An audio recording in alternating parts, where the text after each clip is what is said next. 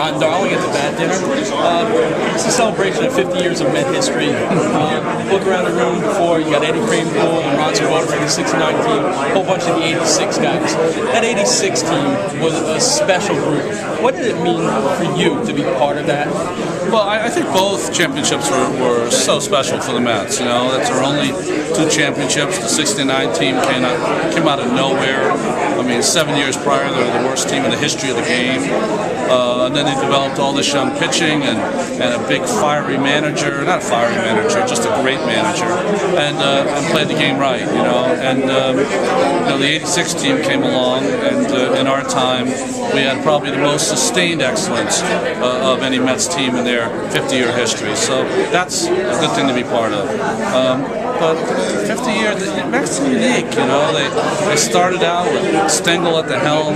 They lost the most games in the history of the game. They've had great baseball announcers, and not including our team. I'm talking about the 17 years with Lindsay, and of course Bob and Ralph.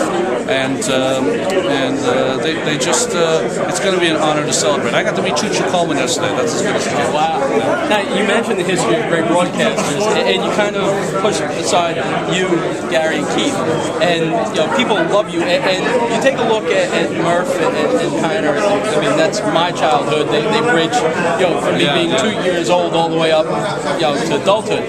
You're doing that the same now for a whole new generation of Met fans, and similar circumstances. Like the team struggled the last couple of years, but yet you guys make each and every game entertaining. How has that been, the transition for you, being a Met player on a championship team to now broadcasting a team that's up and coming?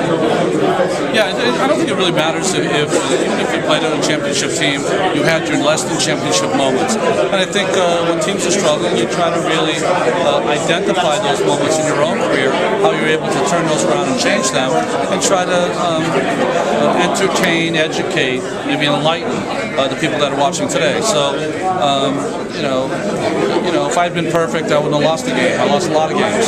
So I know what it is to lose, but I also know what it's like to have success. So I think that's what we're trying to share with the team, and the people so far have enjoyed the broadcast. Now, there's another person in the Mets organization that you happen to have the unique chance to pitch against. And that's Frankie Viola, who was the pitching coach down for the Brooklyn Cyclones this past year. You were in one of the most memorable college games ever. Could you tell our audience a little bit about that game and your role in it? Well, I think what's really funny about it is that the best game I ever pitched, I lost. So I don't know what that says about me as an athlete. But Frankie and I have become really good friends since that game.